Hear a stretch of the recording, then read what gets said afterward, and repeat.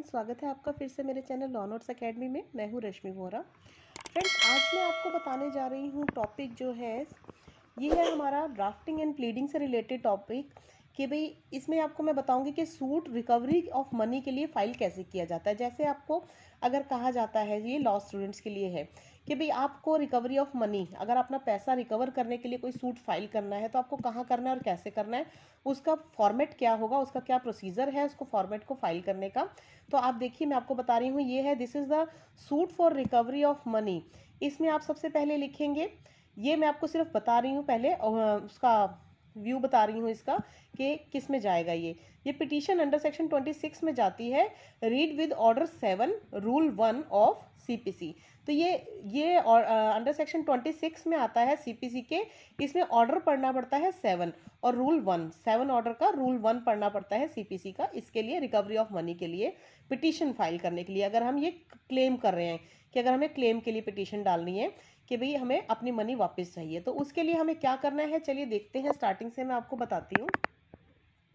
देखिए, इसमें है इन द कोर्ट ऑफ, सबसे पहले आपको लिखना पड़ता है in the court of the junior civil जज city civil court of at Hyderabad. ये मतलब हैदराबाद का डला हुआ है, इसलिए हैदराबाद का एग्जाम्पल है।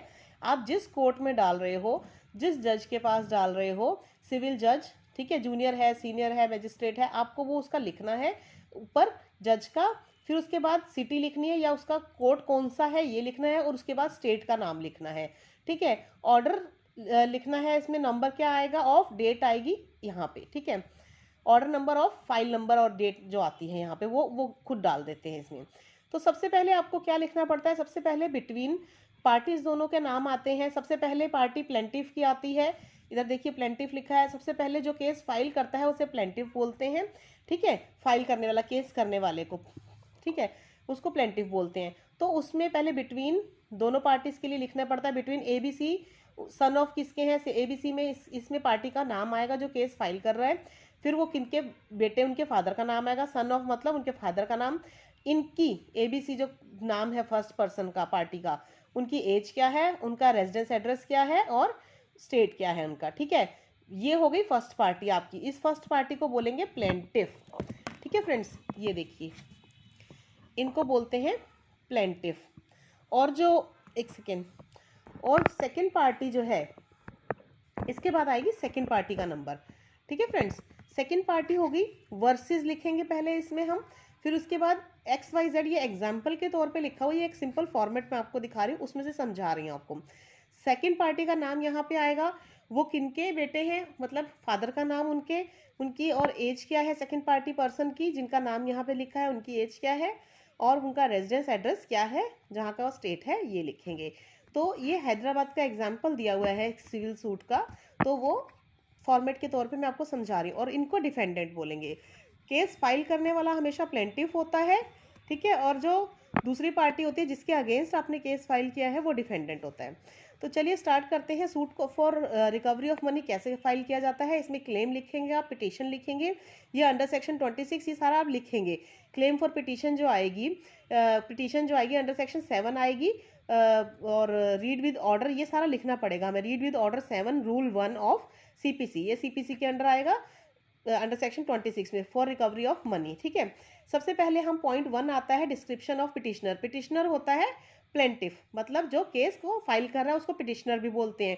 प्लेंटिफ याचिकाकर्ता होता है, मतलब जिसने याचिका फाइल की है, दाखिल की है। ठीक है, तो याचिकाकर्ता पिटिशनर भी होता है, प्लेंटिफ भी होता है। डिफेंडेंट जो है वो दूसरी पार्टी होती है। ठीक है, तो इसमें आई एबीसी आपने पढ़ा था ऊपर, सबसे पहले एबीसी का नाम लिखा था सबसे पहले प्लेंटिफ का, तो वो उसका नाम आएगा मैं, आई समझ लीजिए राम सिंह नाम है, मैं राम सिंह, आई राम सिंह, सन ऑफ अपने फादर का नाम लिखेंगे। उसके बाद उनकी कास्ट लिखा, रिलीजन लिखा जाएगा कि वो हिंदू है, मुस्लिम है, सिख है, ईसाई है, जो भी हैं वो हिंदू। अगर ये हिंदू है तो राम सिंह हिंदू है इसलिए हिंदू आ गया। एज अबाउट इतने ईयर्स, समझ लीजिए उनकी 50 ईयर्स की एज है तो आप 50 लिखेंगे यहाँ। रिजाइडिंग एट, यहाँ पे उनका एड्रेस आएगा। फिर with in the jurisdiction of this honourable court, ये सारी लाइन सेम आएगी क्योंकि आप इसी कोर्ट की जुरिस्डिक्शन के अंदर केस फाइल कर रहे हैं, इसीलिए आपको with in the jurisdiction of this honourable court, मतलब मैं आपकी जुरिस्डिक्शन में ये केस फाइल कर रहा हूँ। The address of the petitioner for the service of process etcetera is as stated अब, मतलब कि इसमें कहा गया है, ये लाइन आएगी सीधा, यही लाइन लिखेंगे आप, ऐसे ही लिखना है।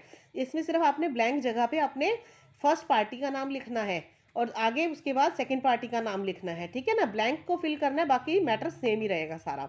द एड्रेस ऑफ पिटिशनर, मतलब जिसने केस फाइल किया, पिटिशनर ABC, फर्स्ट पार्टी मैं पिटिशनर हूँ, for service of process etcetera, इसके लिए मेरा एड्रेस ऊपर दिया गया है।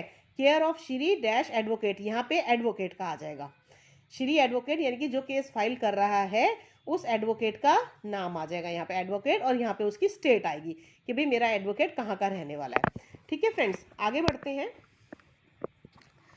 इसके बाद है सेकंड पॉइंट। सेकंड पॉइंट में आप लिखोगे description of the respondent. Respondent बोलते हैं डिफेंडेंट को, मतलब रिस्पोंड करने वाला, जिसके खिलाफ आप केस फाइल कर रहे हो तो वो रिस्पोंड करेगा ना आपके इस लेटर का, तो इसलिए उसमें रेस्पोंडेंट की डिटेल भी आपको लिखनी पड़ेगी। Give full particulars of respondent, मतलब इसका आपको यहाँ पे सेकंड पार्टी का पूरा नाम और एड्रेस यहाँ पे देना पड़ेगा, ठीक है फ्रेंड्स। थर्ड पॉइंट में आएगा that the plaintiff and defendant are friends for the last several years. अगर वो दोनों फ्रेंड्स हैं तो यहाँ पे फ्रेंड्स करोगे, अदरवाइज अगर उनका कोई बिजनेस चल रहा था या वैसे ही नोन है या नेबर्स है या रिलेटिव्स हैं, उनका आपस में जो भी रिश्ता है, अगर रिश्ता नहीं है, बिजनेस पार्टनर्स हैं, कुछ भी हैं, तो वो आप यहाँ पे लिखोगे are dash for the last several years, या जितने भी साल से हैं, from the last 1 year 2 year 10 year 20 year जो भी है वो ये लिखोगे यही आप line. That the plaintiff and defendant are dash, friends तो वो थे इस केस के अंदर इसलिए फ्रेंड्स लिखा है, आपके केस में जो भी रिलेशन होगा आप वो लिखेंगे इसमें, ठीक है। फोर्थ पॉइंट में लिखेंगे that the defendant on, defendant मतलब सेकंड पार्टी जिसके खिलाफ आप केस फाइल कर रहे हो, on dash approach the plaintiff, मतलब सेकंड पार्टी ने इस डेट को ऑन यहाँ डेट आएगी, अप्रोच किया मतलब मिले उनसे, प्लेंटिफ से यानी फर्स्ट पार्टी से, for a sum of rupees 25,000 रुपये लेने के लिए, मांगने के लिए, in order to meet the educational expenses of his son, मतलब सेकंड पार्टी जो थी, ये डिफेंडेंट था, वो इतनी डेट को, मतलब आप डेट लिखेंगे जिस दिन वो आपसे पैसे लेके गया फर्स्ट पार्टी से कि भाई मेरे को 25,000 रुपये चाहिए, मुझे अपने बच्चे की एजुकेशनल एक्सपेंसेस के लिए 25,000 रुपये चाहिए, दे दो। तो प्लेंटिफ ने एग्री कर दिया, उसको दे दी, लेंड कर दी, मतलब उधार दे दिया। And advance the said sum मतलब उतना अमाउंट उसको दे दिया, जितना उसने 25,000 मांगा था उसको दे दिया। At an interest of dash per annum to the defendant, कितने परसेंट इंटरेस्ट पे पूरे साल के लिए, मतलब 1% पे, 2% पे, 3% पे, मैक्सिमम होता है 5 या 6%, उससे ज़्यादा पे नहीं होता, ठीक है, RBI की गाइडलाइंस के अकॉर्डिंग। तो आप इससे ज़्यादा परसेंट पे नहीं देते हो, नहीं दे सकते। तो 25,000 रुपया उसने, समझ लीजिए 5% इंटरेस्ट पर एनम, मतलब पूरे साल का, 1 साल का 5% इंटरेस्ट के साथ, मतलब इंटरेस्ट पे दिया आपने कि भाई मैं 1 साल बाद विद इंटरेस्ट आपसे 25,000 रुपये लूँगा। 25,000 का 5% कितना हुआ, 1,250, 1,250 रुपये, ठीक है। तो वो आप इसका लोगे, इसका उसके साथ में लेंगे, इस बेस पे ये आपका लाइन ये बनती है। उसके बाद फिफ्थ पॉइंट है next, that the plaintiff lent the advanced, that the plaintiff ने, मतलब जो फर्स्ट पार्टी है उसने दे दिया advance, and the said amount of 25,000 to the defendant को इस दिन पे दे दिया, वो लेने आया था इस दिन पे, अगर आपने उसी दिन दिया तो सेम डेट, अगर किसी और दिन दिया तो वो डेट यहाँ पे आएगी। And the defendant on the same day executed, और जो डिफेंडेंट जो सेकंड पार्टी थी जो पैसे लेने आया था, उधार लेने आया था, उसने एग्जीक्यूट किया एक promissory note, executed a promissory note for the said amount of rupees 25,000, मतलब उसने एक प्रॉमिसरी नोट पे लिख के दिया कि मैं 25,000 रुपये इतने इंटरेस्ट पे, एट एन इंटरेस्ट ऑफ, जैसे समझ लीजिए 5% पे लिया था, तो per annum in favour of the plaintiff, उसने प्लेंटिफ के फेवर में एक प्रॉमिसरी नोट बना के उसको दे दिया कि मैं इतने दिन, आज की डेट में इतने परसेंट पे 25,000 रुपये उनसे ले रहा हूँ, इतने इंटरेस्ट पे, ठीक है। नेक्स्ट पॉइंट में आएगा that the plaintiff several times demanded the repayment of mid for said amount of 25,000, मतलब फर्स्ट पार्टी प्लेंटिफ ने कई बार उसको डिमांड किया रीपेमेंट के लिए ऑफ द सेड अमाउंट 25,000 के लिए, together with interest from the defendant से भी आप मेरे इंटरेस्ट के समेत मेरा पैसा वापस कीजिए, but the defendant failed to repay, लेकिन डिफेंडेंट ने उनको पैसे नहीं दिए। The said amount together with interest on one pretext or the other, मतलब भाई 1-2 बार बोलने के बाद, मैसेज करने के बाद भी आप मुझे उसने पेमेंट उसको नहीं दी, ठीक है। तो ये बात आप लिखेंगे अपनी प्लेंट के अंदर कि भाई मैंने उससे कई बार पैसे मांगे थे और इंटरेस्ट के साथ मेरा पैसा वापस करो, लेकिन वो फेल हो गया, उसने पे नहीं किया। नेक्स्ट पॉइंट में आप लिखेंगे that the plaintiff finally called upon the defendant through his advocates notice dated, मतलब फिर प्लेंटिफ ने फाइनली अपने कॉल किया अपने डिफेंडेंट को, किसके थ्रू, एडवोकेट के नोटिस के थ्रू, डेटेड, इस तारीख को उसने नोटिस भेजा अपने एडवोकेट का डिफेंडेंट को, सेकंड पार्टी जो उधार लेके गया, for the repayment of above sum said, मतलब रीपेमेंट के लिए। आपने सेम लाइनें सारी की सारी लिखनी है अगर आपके साथ ये सब हुआ है, ठीक है, कि भाई मैंने इतनी बार उससे पैसा मांगा, उसने मुझे नहीं दिया, फिर मैंने एडवोकेट का नोटिस भेजा इस तारीख को रीपेमेंट ऑफ अबव सम के लिए, अमाउंट के लिए, along with interest thereon, मतलब इंटरेस्ट के साथ देयर ऑन एट इतने परसेंट का इंटरेस्ट पे, सारी बातें आपने क्लियर लिखनी है उसके अंदर। बट द डिफेंडेंट फेल्ड, मतलब कि डिफेंडेंट फेल्ड हो गया और उसने नेग्लेक्ट कर दिया, तो रीपे करने के लिए उसने नेग्लेक्ट कर दिया said amount to the plaintiff को। ये आपका वकील की तरफ से नोटिस जा रहा है, वकील की तरफ से प्लेंट फाइल हो रही है, इसलिए वकील दोनों पार्टीज को प्लेंटिफ और डिफेंडेंट करके लिखेगा, ठीक है। डिफेंडेंट को उसने डिफेंडेंट ने देने से मना कर दिया और नेग्लेक्ट कर दिया सेड अमाउंट, ठीक है, प्लेंटिफ को देने से, और more over he did not reply the plaintiff notice, और उसने प्लेंटिफ के नोटिस को रिप्लाई भी नहीं किया। उसके बाद नेक्स्ट पॉइंट में आएगा cause of action. Cause of action क्या हुआ, फिर उसने क्या लिया action, that the plaintiff submit that, plaintiff ने बोला कि the said amount of rupees 25,000 was lent and advanced by plaintiff.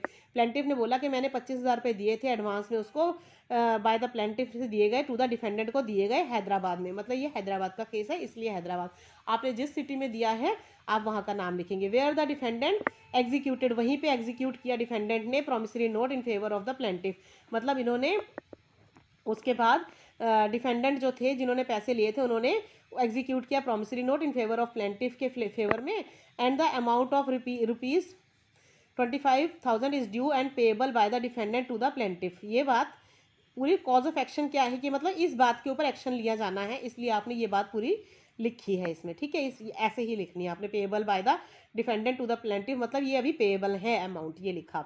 Next आपने ज्यूरिसडिक्शन में लिखेंगे, पॉइंट हेडिंग लिखेंगे उसमें लिखेंगे both the plaintiff and defendant resided at Hyderabad, दोनों पार्टीज हैदराबाद में रहती हैं। अगर आपकी पार्टीज अलग अलग जगह रहती हैं तो आप उनका स्टेट लिखोगे।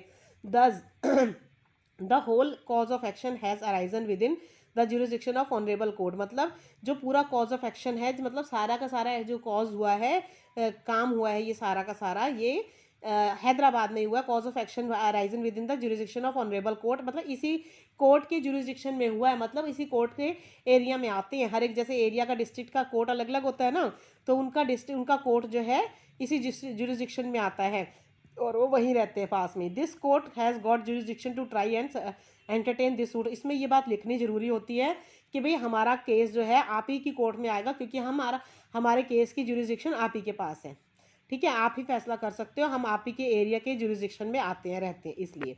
उसके बाद वैल्यूएशन लिखेंगे आप। वैल्यूएशन ऑफ द सूट क्या है, मतलब आपके केस की वैल्यूएशन क्या है, 25,000 रुपये है जैसे, ठीक है ना, वैल्यू क्या यही है ना 25,000 रुपये सूट की, तो आप इसमें यही लिखोगे। उसके बाद का नेक्स्ट पॉइंट आपका बनता है जो आपने लिखना है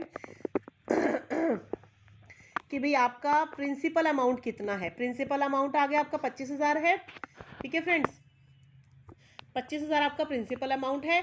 फिर उसके बाद इंटरेस्ट आप लिखेंगे इज इक्वल टू, कितना बना आपका इंटरेस्ट 5% के हिसाब से, फिर दोनों को टोटल करके आप यहाँ पे लिखेंगे, ठीक है। उसके बाद कोर्ट की फीस आपकी जो लगी है, समझ लीजिए 500 रुपये, 1000 रुपये, जो भी कोर्ट की फीस लगती है वो आप यहाँ लिखोगे।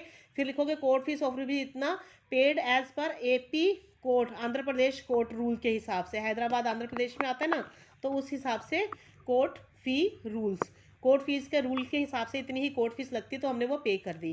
नेक्स्ट पॉइंट आएगा लिमिटेशन का। Suit is filed with in limitation, मतलब लिमिटेशन का मतलब है कि आपको जितने समय का टाइम दिया जाता है आपने उतने ही समय में अपना केस फाइल कर, जैसे 1 साल का ही टाइम दिया था आपने, तो आपके पास अगले 1 साल तक का ही समय है आपका केस फाइल करने का, तो आपने अपने लिमिटेशन के अंदर केस फाइल कर दिया।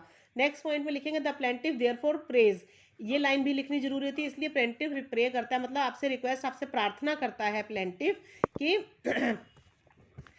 The honourable court may pleased to pass a decree, मतलब हम आपसे ऑनरेबल कोर्ट से प्रार्थना करते हैं कि प्लीज़ आप डिक्री पास कीजिए ऑफ रुपीज़ इतने की 25,000 की, और उसमें टोटल अमाउंट लिखोगे आप इसमें, यहाँ पे 25,000 जमा 1250 करके आप लिखोगे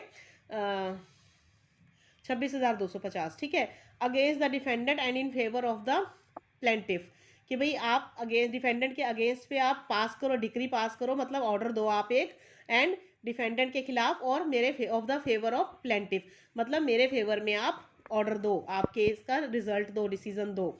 ठीक है, ये प्रे कर रहा है वो। फिर बी में लिखेगा डिफेंडेंट बी ऑर्डर, डिफेंडेंट को ऑर्डर दिया जाए टू पे interest at the rate of 12%, उसने 12% का लिया था।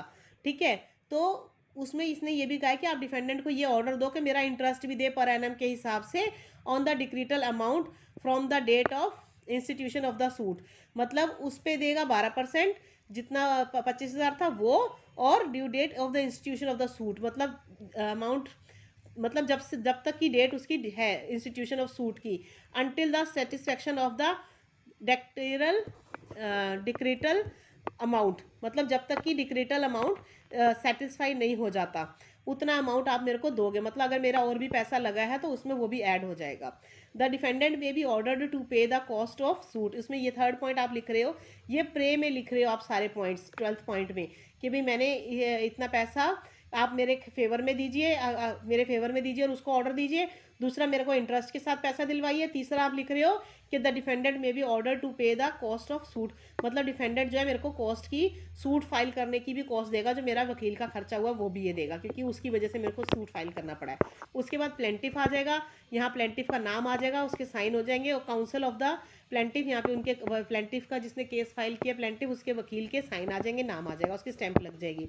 उसके बाद आप डिक्लेयर कर रहे हो, डिक्लेरेशन जो देते हैं, आई ABC सन ऑफ, मतलब मैं राम सिंह जो फर्स्ट पार्टी है प्लेंटिफ, सन ऑफ अपने फादर का नाम लिखेंगे, above name plaintiff do hereby declare करता हूँ कि the and state that the contents of para number, इतना सारे पैरा के नंबर ऑफ द प्लेंट के ट्रू हैं सारे के सारे, of to my knowledge, my own knowledge, and the contents of remaining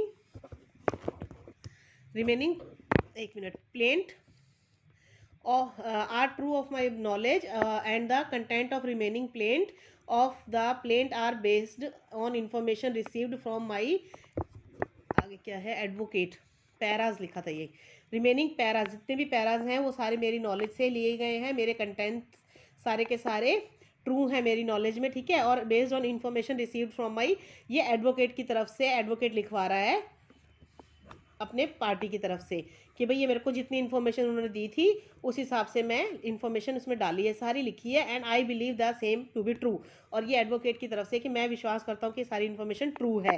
plaintiff के साइन यहाँ पे, ठीक है, प्लेंटिफ अपने साइन करेगा कि मैंने जो इन्फॉर्मेशन अपने एडवोकेट को दी है वो सारी सही है। उसके बाद लिस्ट ऑफ डॉक्यूमेंट, अगर आपके पास कोई प्रूफ्स हैं तो आप वो यहाँ पे कोर्ट फीस की रिसिप्ट या और भी जो कुछ पेपर्स हैं आपके पास, अगर कोई प्रूफ है तो, या प्रॉमिसरी नोट दिया था उसने एक, उन सब की कॉपी आप यहाँ पे लगाओगे फिर। ठीक है, तो ये हो गया आपको एग्जाम्पल मैंने बता दिया प्लेंट फाइल करने रिकवरी ऑफ मनी का, आपको समझ में आ गया होगा। अगर आपको वीडियो अच्छा लगा हो तो प्लीज़ लाइक कीजिए, मेरे चैनल लॉ नोट्स एकेडमी को सब्सक्राइब और शेयर जरूर कीजिएगा, और अपने कमेंट्स जरूर दीजिएगा। Thank you so much.